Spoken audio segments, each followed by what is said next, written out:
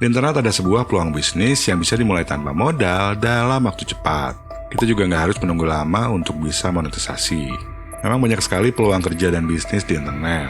Tapi problemnya banyak juga skema get rich quick atau peluang cepat kaya yang berkeliaran. Yang pada akhirnya hanya memberikan kita kekecewaan. Saya sendiri udah melewati masa-masa itu, tentu sangat berat. Mulai bisa dapat duit itu saat ngelakuin affiliate marketing dan freelancing. Sampai akhirnya berhasil membangun perusahaan software milik saya sendiri. Dan sekarang waktu luang saya digunakan untuk membangun channel YouTube ini. Tapi di video ini, saya menantang diri saya untuk mulai lagi dari nol sebagai seorang pemula. Yaitu saya harus mempersiapkan bisnis baru tanpa modal dalam waktu 24 jam. Nah, supaya saya bisa lebih ngerasain apa yang dirasakan pemula, saya akan milih bisnis model yang belum pernah saya lakukan sebelumnya. Saya mulai challenge ini di tanggal 23 Juni 2024. Teman-teman bisa langsung lihat TP saya walaupun agak ngeblur. Nah, bisnis tanpa modal yang belum pernah saya lakukan sebelumnya adalah print on demand, disingkat POD. Saya sendiri menemukan artikel CNBC tentang dua pemuda yang sukses jualan kaos print on demand di Amazon. Lalu ada seorang pastor yang berhasil galang dana sosial dengan print on demand. Dan juga seorang ibu yang sukses mengembangkan bisnis print on demand dari rumah. Dalam kenyataannya, kesuksesan tidak datang dengan mudah, tapi bukan berarti kita tidak bisa mengejarnya. Dan cara termudah serta tercepat untuk memulai bisnis POD, yaitu dengan memanfaatkan marketplace khusus print on demand. Pengunjung lebih tertarget karena memang udah niat mau beli produk POD. Sebetulnya ada opsi lain ya, tapi di video ini saya hanya akan fokus dengan opsi yang paling cocok untuk pemula. Alasannya selain cepat dieksekusi, risikonya juga rendah. Jadi bisa sambil jalan sambil belajar. Untuk urusan produksi, packaging, dan pengiriman udah langsung ditangani sama platformnya. Untuk customer supportnya juga udah ditangani langsung oleh platform POD-nya. Jadi kita cukup upload desainnya doang. Untuk bikin desainnya juga nggak harus pakai Adobe Illustrator atau Photoshop. Bisa dibantu sama AI juga, jadi nggak harus jago desain. Saya udah riset banyak platform khusus POD, cuma yang ramai itu banyaknya di luar negeri. Dan yang pengunjungnya paling ramai adalah Amazon Mark on Demand, diikuti oleh Redbubble. Tapi yang saya pilih adalah Public, karena paling cocok buat pemula. Market yang akan saya target adalah milenial dan Gen Z dari negara-negara berbahasa Inggris. Saya tanya dulu ke ChatGPT 15 konsep yang disukai oleh milenial dan Gen Z dari beberapa negara berbahasa Inggris. Karena pengunjung Public itu orang-orang bule. Kalau ngumpuk-ngumpuk pakai mesin mencari soalnya bisa makan waktu banget ya. Nah, kebetulan saya suka sci-fi sama beberapa lainnya yang ada di sini. Terus saya tanya lagi ke ChatGPT untuk mencarikan subniche dari sci-fi yang cocok untuk produk-produk POD. Jadi desain-desainnya nanti lebih mentarget subniche supaya tingkat persaingannya nggak terlalu tinggi. Dengan ChatGPT, saya jadi dapat gambaran dengan lebih cepat. Dari situ saya bisa gali-gali lagi untuk dapat ide-ide desain yang bagus. Di Public saya lakukan pencarian juga dengan menggunakan subniche sebagai kata kuncinya. Terus di hasil pencariannya, saya short berdasarkan popularity. Ini supaya saya bisa tahu juga kondisi persaingannya seperti apa. Saya ngelakuin pencarian untuk setiap subniche yang diberikan oleh ChatGPT tadi. Tujuannya untuk nemuin pola-pola desain yang populer. Yang saya catat adalah objek dan topik yang sering muncul, gaya desain, terus elemen-elemen lainnya juga seperti warna, dan faktor emosional seperti humor, motivasi, dan lain-lain. Informasi yang saya kumpulin, saya masukin ke ChatGPT dan saya juga minta ChatGPT untuk mikirin beberapa ide yang fresh dengan memanfaatkan informasi tersebut sebagai inspirasi. Walaupun saya sendiri juga nggak tahu apakah bakal laku atau enggak. Untuk benar-benar tahu, satu-satunya jalan adalah praktek. Karena kalau kita langsung mengalaminya sendiri, kita bakal benar-benar paham. Saya langsung aja daftar ke Public, klik tombol arti sign up di sini, tinggal masukin email doang. Oke, ternyata harus masukin nama dan negara dulu. Set passwordnya, dan klik tombol besar ini. One eternity later. Setelah daftar itu saya tidur dulu, sorenya baru ada waktu lagi, tapi pas mau nerusin malah mati lampu. Udah gitu saya ketemu temen dulu dan sekarang udah hampir jam 12 malam. Bisa dilihat udah jam 10.23 ya. Oke, waktu saya tinggal dikit, saya akan langsung desain kaosnya. AI yang akan saya gunakan untuk generate gambarnya adalah ideogram. Ideogram ini adalah AI yang bisa generate tipografi keren. Ini contohnya yang saya generate sebelumnya. Oke, saya akan pilih salah satu ide desain yang sebelumnya diberikan ChatGPT. Nah, untuk bikin prompt ideogram yang baru, ada GPT yang bisa kita gunakan. Masuk aja ke Explore GPT, terus cari ideogram. Saya akan coba dulu GPT yang ini, terus start chat.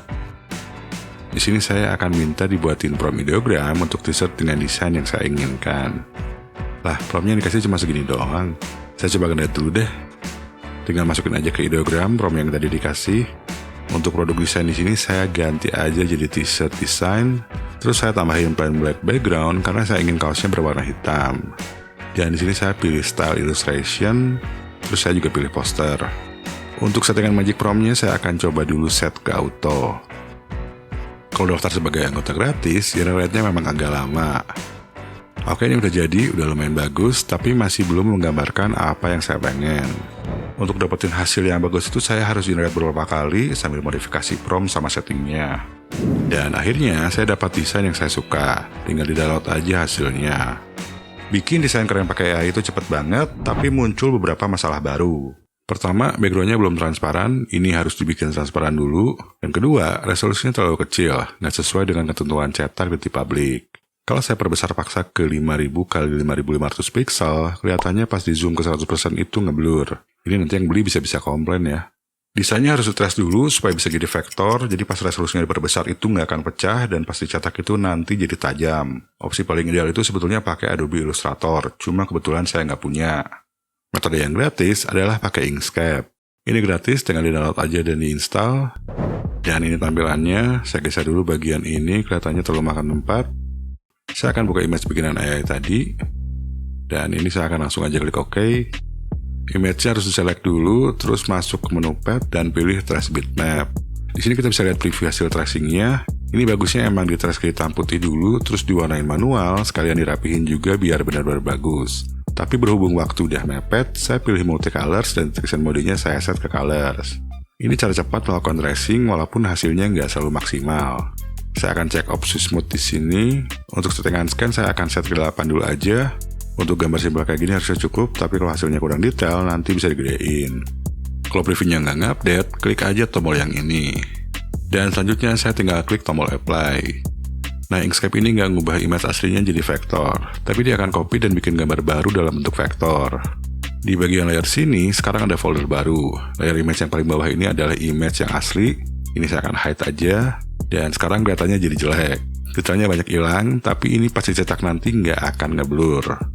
Nah, sekarang saya tinggal ilangin background-nya. Di bagian ini, saya expand folder yang ada di atasnya, dan sekarang layer-layer vektornya jadi kelihatan.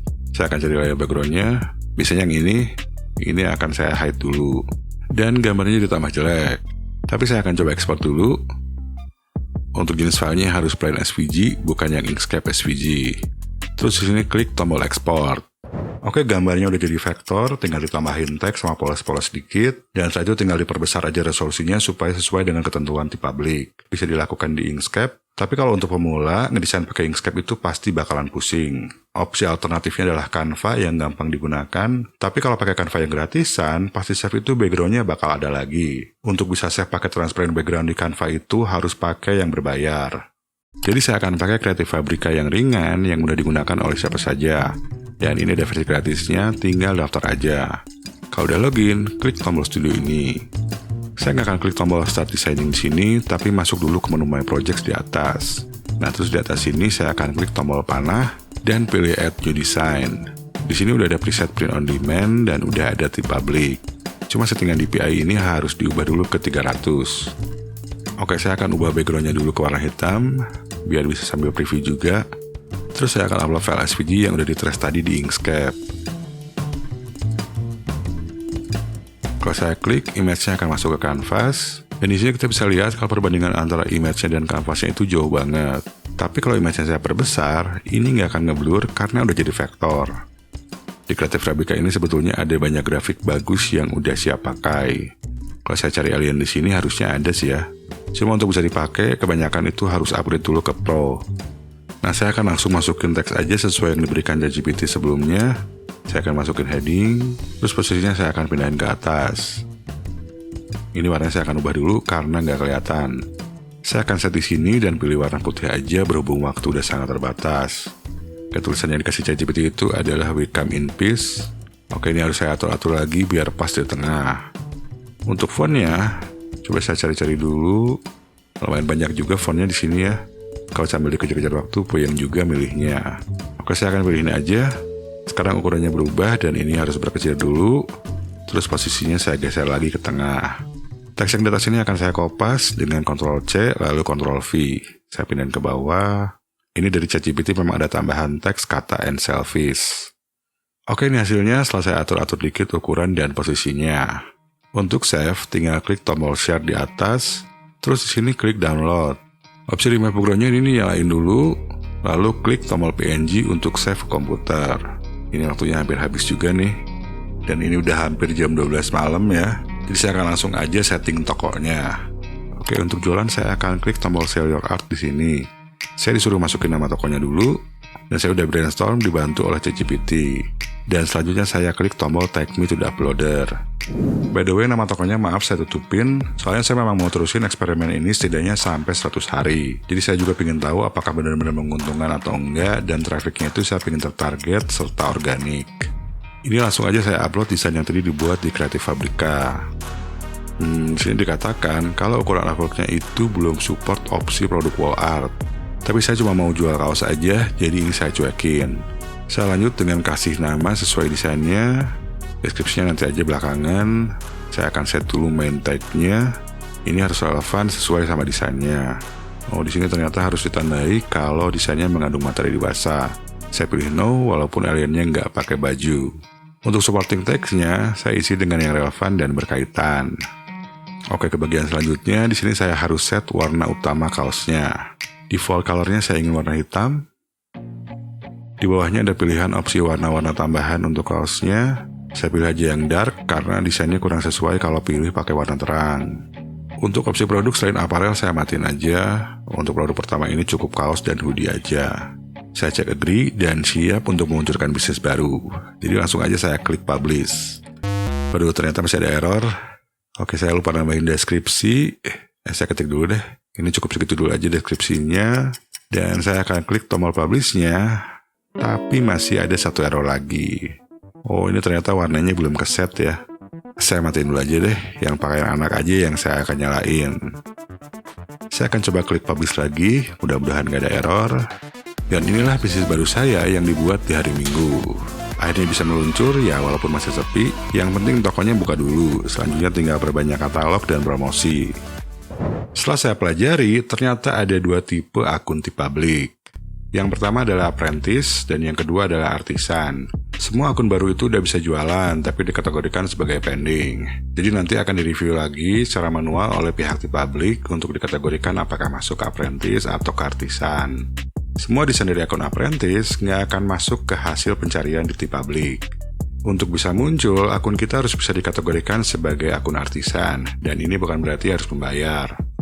Kalau saya rencananya akan bikin Instagram dan Pinterest dulu untuk toko tersebut. Kalau untuk kontennya ya paling saya posting-posting aja hasil desain yang saya buat. Awalnya saya rasa akun saya sendiri juga bakal jadi apprentice, tapi saya akan jalani dulu selama 100 hari. Dan kalau saya baca, nantinya bakal ada review ulang. Nah, rencana saya dalam 100 hari ke depan itu saya juga akan ekspansi ke Redbubble dan juga Amazon Merch on Demand. Oke, insya Allah mudah-mudahan hasilnya nanti bisa saya update lagi apakah bagus atau enggak. Kalau ada tips-tips tambahan yang saya pelajari juga nanti akan saya share lagi. Nah, untuk sekarang, kalian bisa lanjutin nonton video-video lain yang ada di channel ini.